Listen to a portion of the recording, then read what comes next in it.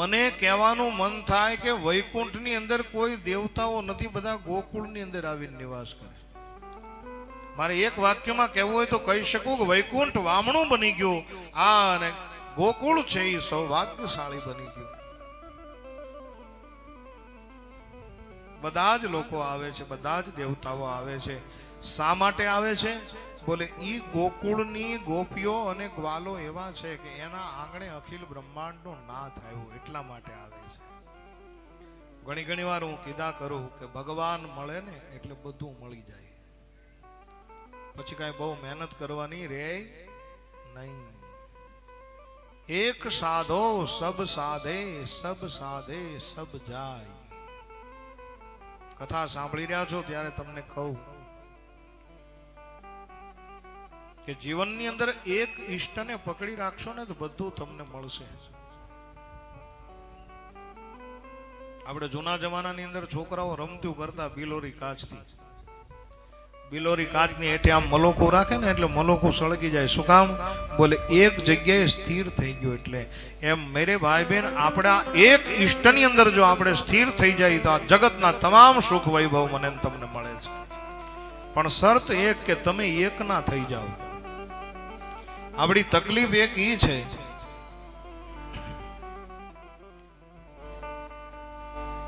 કે આપણી શ્રદ્ધા ડગી જાય છે, આપણે એક ના નથી રહેતા.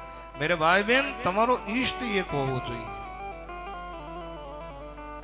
આજ વૈકુંઠ વામણું બન્યા, સકલ દેવતાઓ આજ ગોકુળની અંદર નિવાસ કરે. એની પાછળનું મૂળ કારણ એ છે કે ગોકુળ વાળાએ એક ઈષ્ટને પકડી લીધો ને એનું નામ છે ભગવાન કૃષ્ણ. બસ હું તમે જો એક ઈષ્ટને પકડી લેશું તો પછી જીવનમાં કોઈ તકલીફ નહીં રહે. હજી નો સમજાણું હોય તો તમને હળવું કરીને સમજાવું. આપણે બધા ખેતર અને પાદરવાળા છીએ, વાડીઓવાળા છીએ. આપણે ખેતરની અંદર બોર કરવો હોય તો બધે 5-5 ફૂટના ખાડા કરો તો પાણી ન આવે. આવશે? હે, ખેતરમાં એક ખૂણે પાછું 5 ફૂટનો બોર કરો ને વળી પાછું ત્યાં પાણી ન આવે બીજો, વળી પાછું ત્રીજો, વળી પાછું ચોથો, એમ આખા ખેતરમાં 5-5 ફૂટના ખાડા કરે પાણી ન આવે. તમારે પાણી જ કરવું છે, તમારે જો બોર જ કરવો છે તો શું કરવું? અમારા ગનુભાઈ છે ને એ પાણી જોવે છે, હું એને ઘણી વાર લઈ જાઉં. અમારા આશ્રમમાં તે અમારા ગનુભાઈએ પાણી જોયેલું છે. અને આશ્રમની અંદર સાહેબ એવું પાણી આવ્યું ને કોને ખબર ભગવાન કેવો રાજી છે. 28 કલાક મોટર હાલે તો પાણી ખૂટતું નથી. એટલે આ ઈશ્વરની કૃપા છે. અમે એ કાર્ય બંધાઈ ગયા છીએ, એટલા માટે આ બધી કૃપા છે. તમારે પાણી કાઢવું છે જમીનમાંથી, એક સાથે 300, 400, 500, 600 ફૂટ જાઓ, પાણી નીકળી જશે. બસ મારું તમને કહેવાનું એ છે કે તમારે જો જીવનની અંદર તમામ વસ્તુ જો જોતી હોય, તમારે એક યોગ્ય પડાવ, તમારો એક ગોલ હોય તો તમે એક ઈષ્ટને પકડી રાખો. આપણી તકલીફ એ છે કે આપણે ઘડીક ગણપતિને પકડીએ, ઘડીક હનુમાનજીને પકડીએ, ઘડીક માતાજીને પકડીએ, ઘડીક સ્વામિનારાયણ ભગવાનને પકડીએ, ઘડીક વળી પાછા મામાદેવને પકડીએ. જ્યાં સારું લાગે ત્યાં આપણે પીપરને પકડીએ.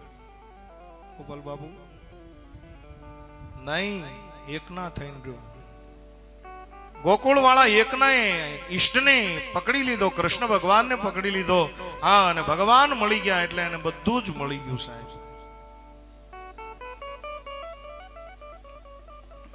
રોજના માટે દેવી દેવતાઓ આવી. હા, અને ગોકુળના એ અભણ, તમે વિચાર કરો, કોઈ ભણેલા નથી.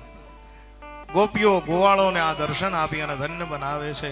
દિવસ પછી દિવસ, દિવસ પછી દિવસ જતા રહે છે. એમાં એક દિવસ નંદ બાબા વાર્ષિક કર ભરવા માટે મથુરાની અંદર આવ્યા.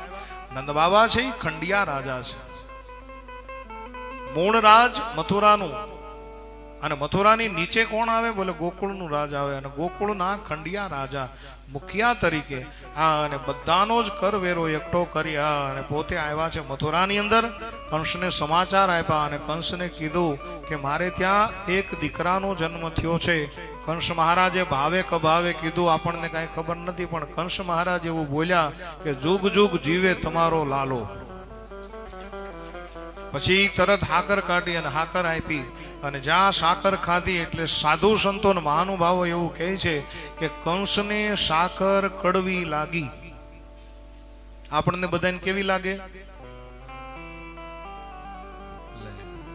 આપણને બધાને મીઠી લાગે, કંસને કડવી લાગી. આ મેં એક જણાને પૂછ્યું, મેં કીધું કોને હાકર કોને કડવી લાગે? ત્યારે એને મને કીધું બાબુ ગધેડાને હાકર કડવી લાગે. એટલે આપણે સમજી લેવાનું આ કોણ છે. હે